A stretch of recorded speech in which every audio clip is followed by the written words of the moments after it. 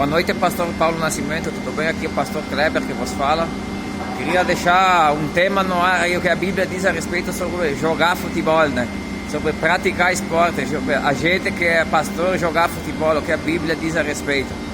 Grande abraço, Deus vos abençoe em nome de Jesus. Shalom, shalom, meus queridos irmãos, eu sou o pastor Paulo Nascimento. Como está a sua mente, como está o seu coração? Espero que esteja tudo na mais perfeita paz. Esse é mais um vídeo resposta aqui do canal falando de Bíblia. Eu quero agradecer os meus irmãos do Rio Grande do Sul e eu recebo a pergunta aqui do pastor Kleber, que é de Garibaldi, Rio Grande do Sul. E aí? Você joga um futebolzinho, meu irmão? Eu sou da época, eu tenho 41 anos, eu tenho 41 anos, que quando a gente ia jogar bola na rua, tinha que ser escondido do pastor, porque quando gritavam lá vem o pastor, todo mundo saía correndo. Na minha época, jogar bola era pecado. Ir à praia era pecado.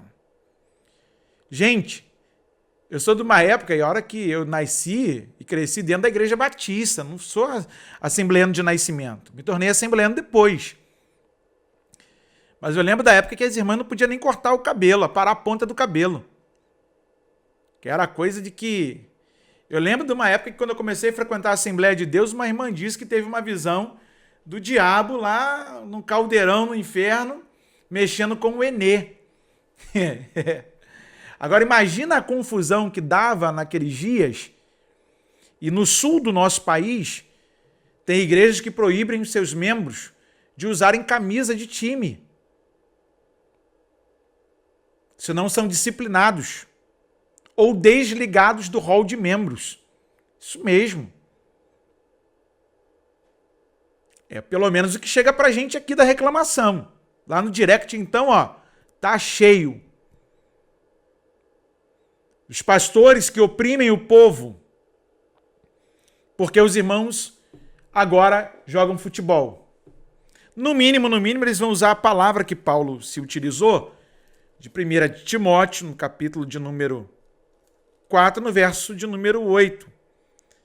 Porque o exercício corporal para pouco aproveita, mas a piedade para tudo é proveitosa, tendo a promessa da vida presente e da que há de vir. Mas vamos voltar uns versos antes.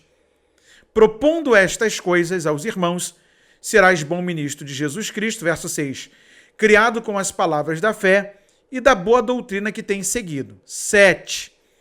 Mas rejeita as fábulas profanas e de velhas e exercita-te a ti mesmo em piedade, porque o exercício corporal para pouco aproveita, mas a piedade para tudo é proveitosa, tendo a promessa da vida presente e da de que há de vir.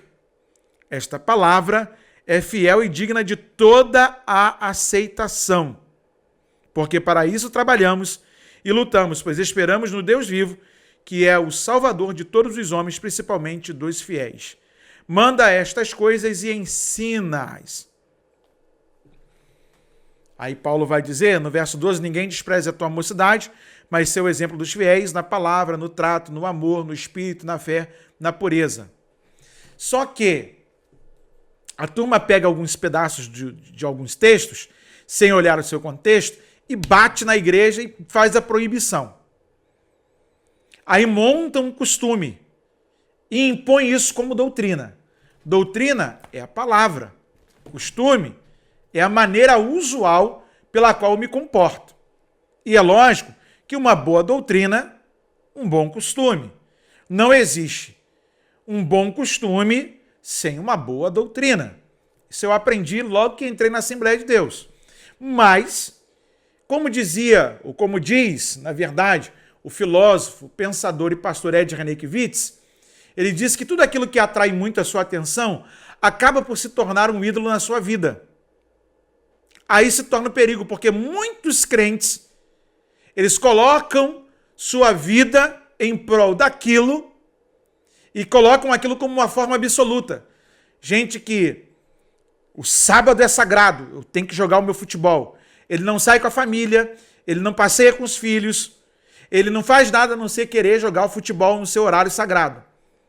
Já parou para pensar se nós tivermos a mesma ênfase, de empenho para a leitura da Bíblia e para a dedicação da piedade que a Bíblia nos manda fazer, na mesma proporção que nós temos para algumas outras atividades, assim como o futebol? O problema, meu irmão, é quando isso rouba o seu tempo de comunhão com os santos e principalmente com Deus. Quando isso te distrai a ponto de você depois dizer que não tem tempo para Deus. Quando você coloca isso como prioridade ou qualquer outra coisa, e você faz disso um absoluto e coloca Deus de lado. Deus não divide sua glória com ninguém. E aí isso vale para futebol e para tantas outras coisas. Mas deixa eu te fazer uma pergunta aqui. Vamos conversar? O que você acha? Se o seu pastor dissesse para você que você está proibido de jogar futebol.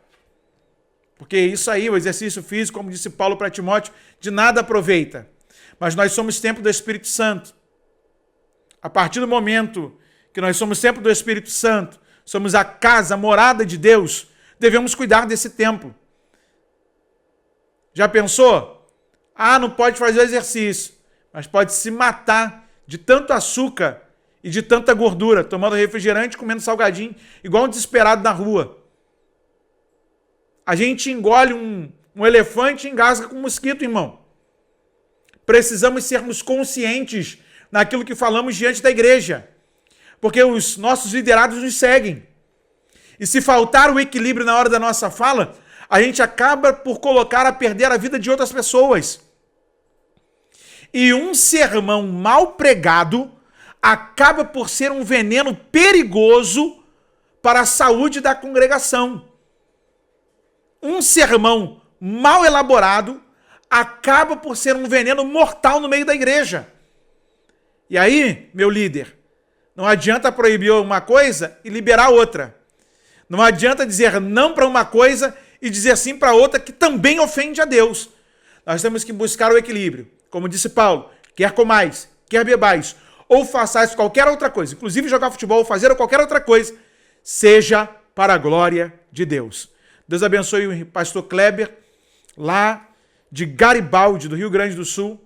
Um abração para a sua igreja, um abração para os demais irmãos aí, um abração para a sua família. Faça como nosso irmão, entre em contato, manda seu vídeo pergunta e daqui nós vamos confeccionar o nosso vídeo resposta falando de Bíblia.